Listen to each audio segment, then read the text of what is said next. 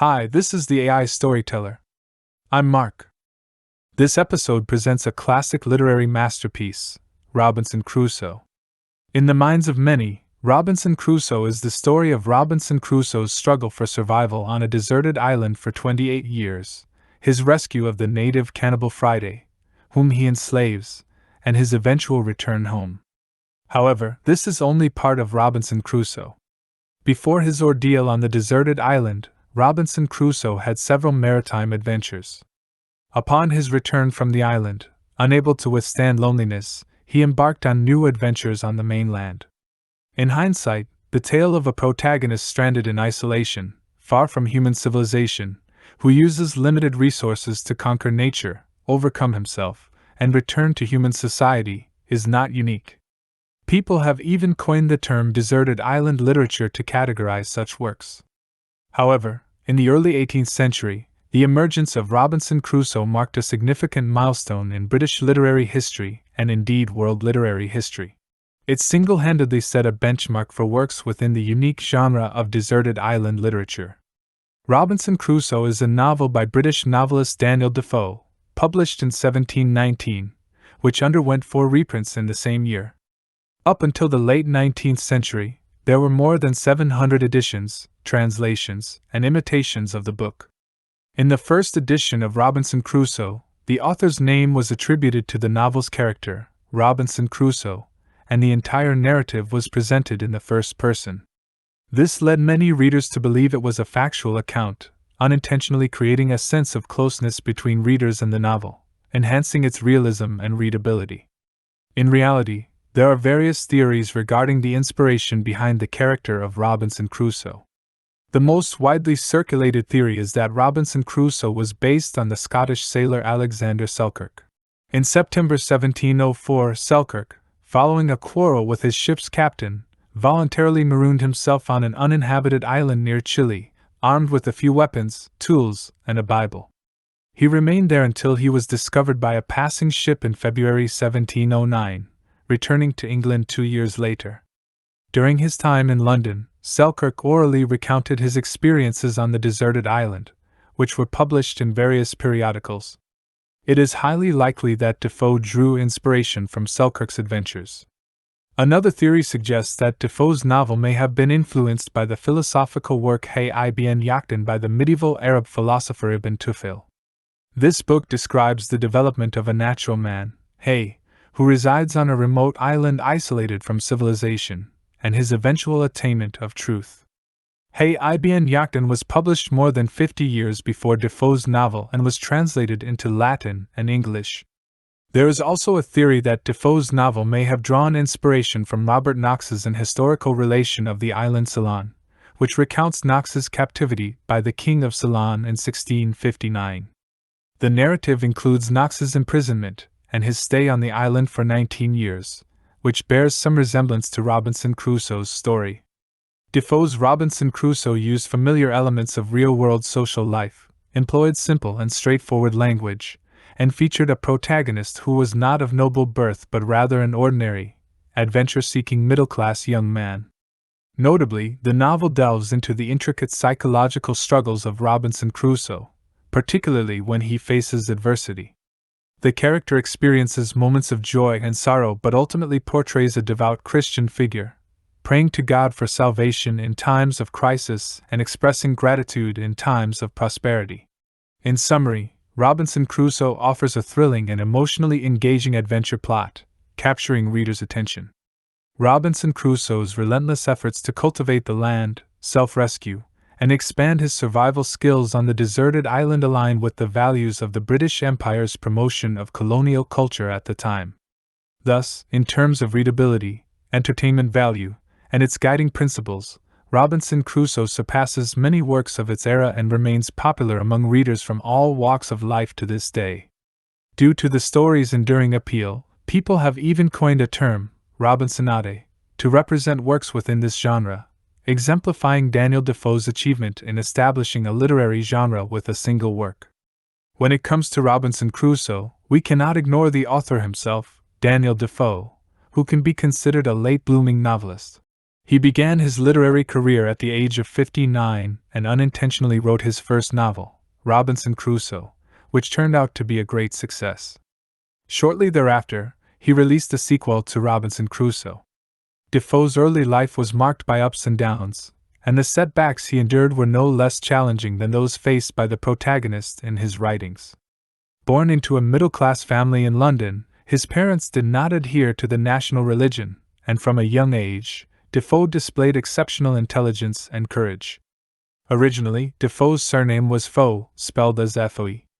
Later, he added the aristocratic-sounding de prefix to his surname, becoming Defoe, Defoe, possibly to enhance his social status. This attention to even the details of his name might reflect Defoe's upwardly mobile values to some extent. After graduating from university, Defoe ventured into business.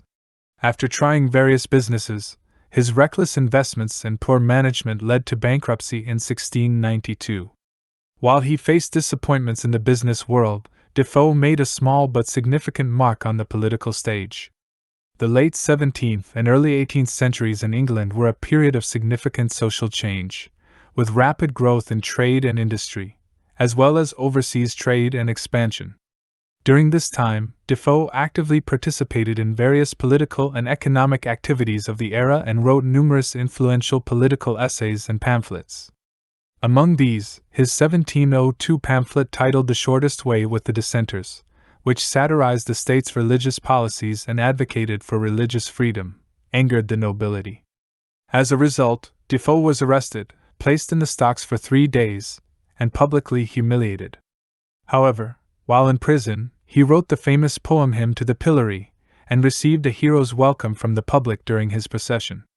In 1704, Defoe founded the Review, a newspaper that covered current events. His experiences in business, politics, and journalism, combined with his understanding of the evolving capitalist landscape and his perspectives on contemporary life and values, all found their way into Robinson Crusoe. Defoe's early life experiences provided rich source material for the novel. This blending of real-life events with the author's own diverse experiences allowed Defoe to vividly depict fictional scenarios with lifelike details, immersing readers in the story and creating a strong sense of identification, what we now commonly refer to as immersion. Next, let's briefly summarize the main plot of the novel Robinson Crusoe. Robinson's adventures can be divided into 3 phases. The first phase covers his initial 2 sea voyages and his venture into establishing a plantation in Brazil. The second phase details Robinson's 28-year ordeal on the deserted island, which is the most significant part of his adventures. And the third phase supplements the story with Robinson's land adventures alongside his servant, Friday, as they traverse the Pyrenees Mountains, kill a wild bear, and fend off wolves after leaving the deserted island. Later, Defoe expanded this third phase land adventure story, along with Robinson's experiences in Eurasia, into the sequel to Robinson Crusoe, published in 1719 as The Farther Adventures of Robinson Crusoe. When referring to Robinson Crusoe, people often refer specifically to the first 2 phases, although the broader concept may include the sequel as well. The novel begins by establishing the background of the protagonist, Robinson Crusoe. He was born into a prosperous middle-class family in the city of York. His father had 3 sons, with the eldest dying in battle and the second son disappearing.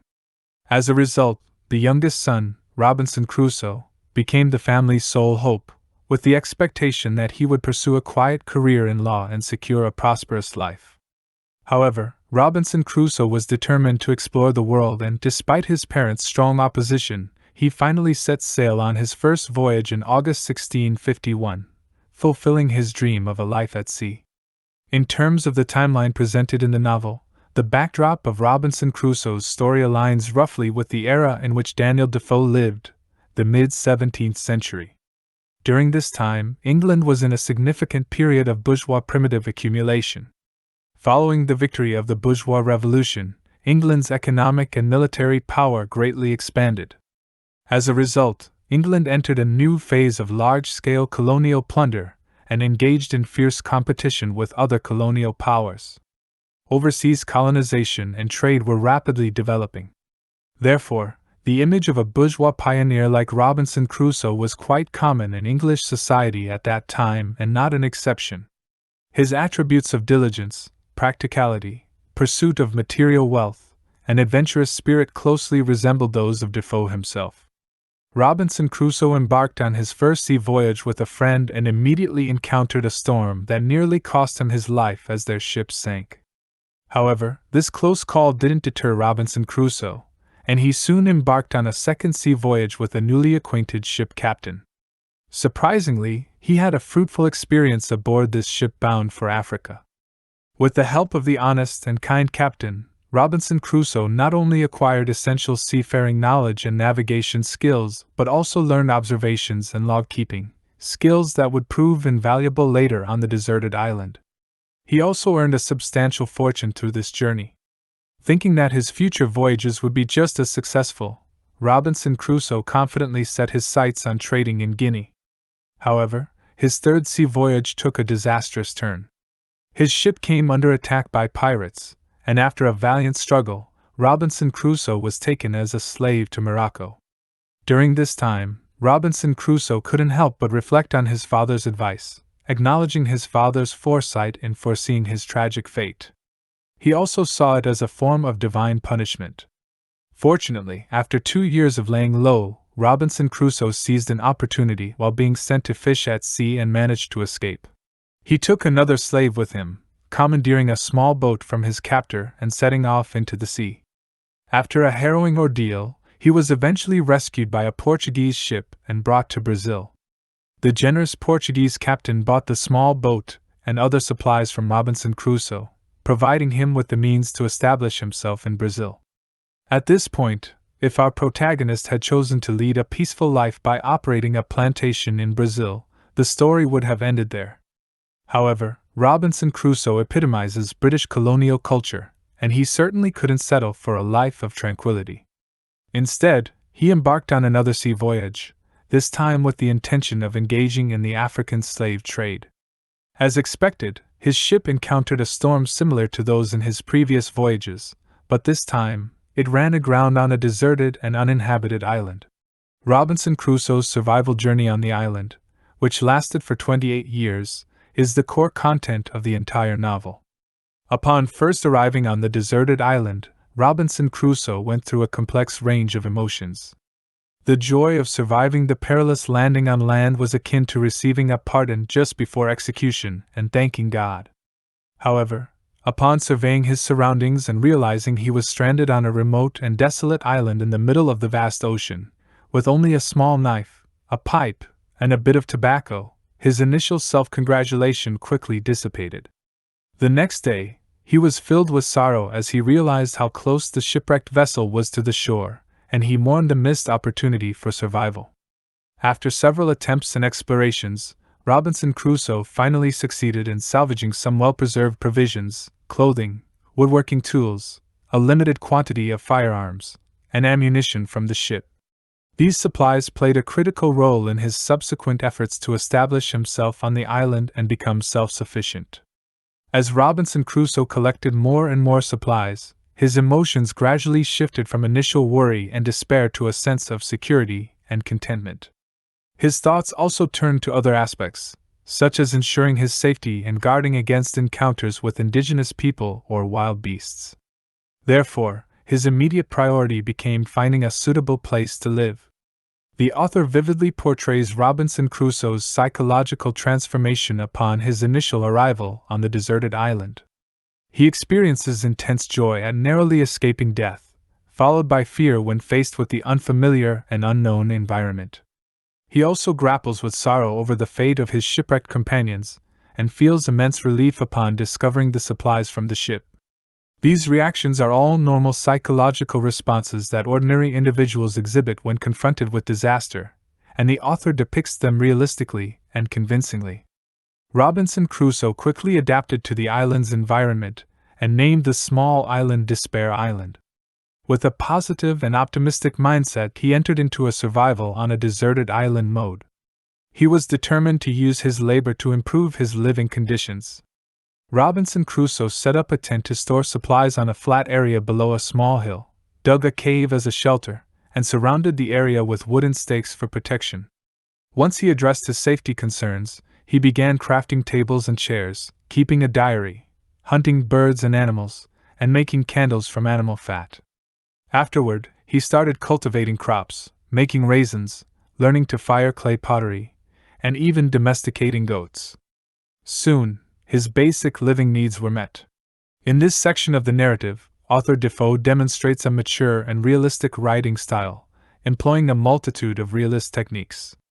This includes detailed descriptions of maritime techniques, weather conditions at sea, specific geographical locations during various sea voyages, the process of gathering food and crafting tools on the deserted island, and a thorough account of failures, lessons learned, and the time invested. Defoe skillfully strikes a balance between using imaginative and fictional elements, while maintaining a genuine sense of reality. After many years on the island, Robinson Crusoe accidentally encountered some indigenous people who visited the island, and these indigenous people even practiced cannibalism. Through a series of fortunate events, Robinson Crusoe rescued one of the captives and made him his servant, naming him Friday based on the day of the week he was saved. From then on, Friday became a loyal and devoted servant, and Robinson Crusoe transformed into a kind and benevolent master. Moreover, Robinson Crusoe earnestly taught Friday English and various skills, while also introducing him to Christian doctrine, leading Friday to abandon the habit of cannibalism and embrace Christian civilization.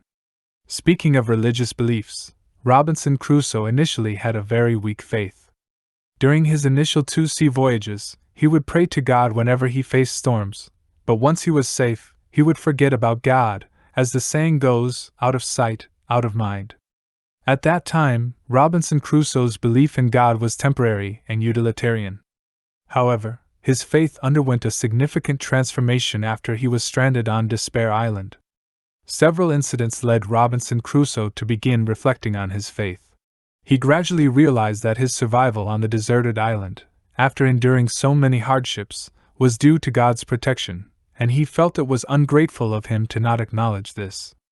Particularly, after recovering miraculously from a severe illness through heartfelt prayer, Robinson Crusoe became determined to pray devoutly to God in the future. This personal transformation in his belief prompted him to later rescue Friday and actively instill Christian doctrine in him. Whether it was clearing and cultivating the deserted island or rescuing and civilizing Friday, Robinson Crusoe's actions on the island, on the surface, appeared as acts of self-preservation.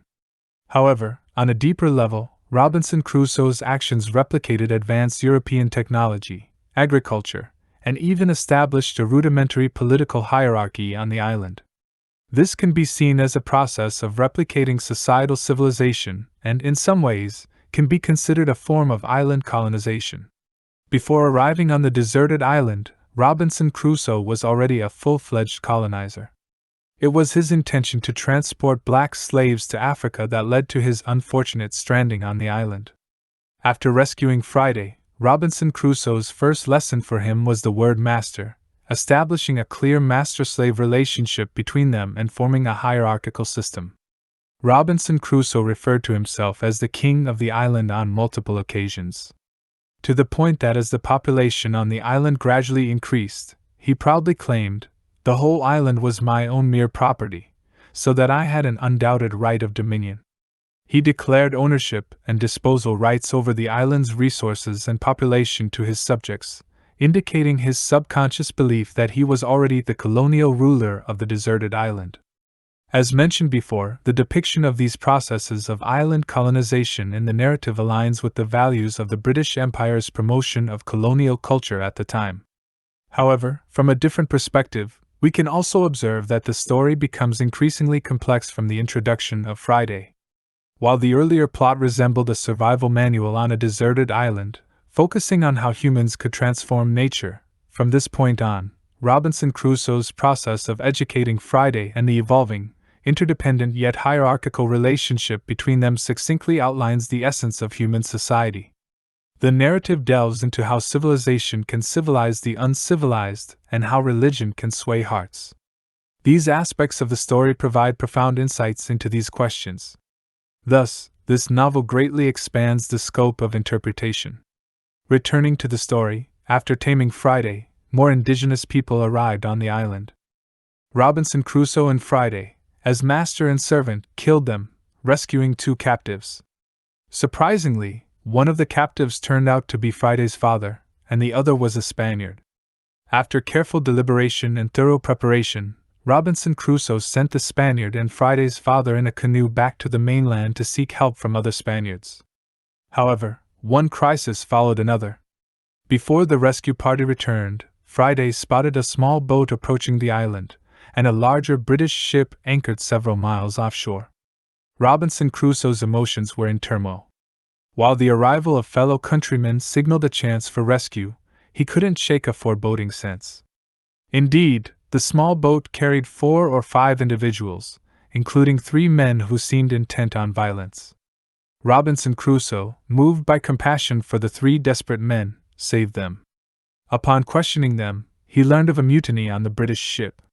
One of the mutineers was the ship's mate, while the other 2 were sailors who had been marooned on the island. After a strategic plan and military operation led by Robinson Crusoe, the mutineers were overthrown, and the ship was restored to the captain. The British ship captain, grateful for Robinson Crusoe's aid, promised to take him back to England. After 28 years, Robinson Crusoe finally left Despair Island in June 1687, with his servant Friday. As mentioned earlier, in spatial terms, Robinson Crusoe's exile on the deserted island serves as a miniature model of the entire Earth. Despite its small size, it encompasses various natural landscapes and embodies the basic conditions of human survival. In terms of time, the 28 years Robinson Crusoe spent on the island, where he fought for survival single-handedly, not only involved cultivating the land and achieving self-sufficiency but also entailed establishing a miniature society with a set of production relationships and religious systems. The process seemed to rehearse the development of human civilization from scratch within those 28 years. Therefore, in the dual dimensions of time and space, Robinson Crusoe and his deserted island condense the history and evolution of human society. In this sense, although Defoe employs extensive realist writing techniques, he also demonstrates exceptional fictional skills. After returning to England, Robinson Crusoe set out for Portugal in search of his property. To transport his wealth back to England, he chose to travel by land. During his journey through the Pyrenees Mountains, Friday played with wild bears, repelled starving wolves, and completed his final adventure. At this point, Robinson Crusoe's tumultuous and eventful story came to a conclusion. Robinson Crusoe has had an extremely profound literary impact, influencing many contemporary and subsequent writers. A notable example is Jonathan Swift, an English writer of the same era, whose famous satirical novel Gulliver's Travels bears a distinct influence from Robinson Crusoe. The protagonist Gulliver's background and seafaring interests are quite similar to Robinson Crusoe's.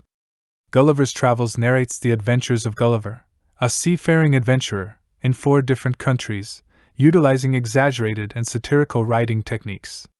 Although these 2 novels have significant differences in plot and structure, they have different emphases. Swift uses Gulliver's Travels to criticize the ruling class's pursuit of self-interest and decadence, and vehemently condemns colonial wars. In contrast, in Robinson Crusoe, we can clearly see that Daniel Defoe romanticizes the concept of colonial expansion and is a staunch supporter of colonial culture. Gulliver's Travels can even be seen as a satirical response to Robinson Crusoe. French science fiction writer Jules Verne often incorporated themes reminiscent of Robinson Crusoe in his works, bearing a strong Robinsonian character.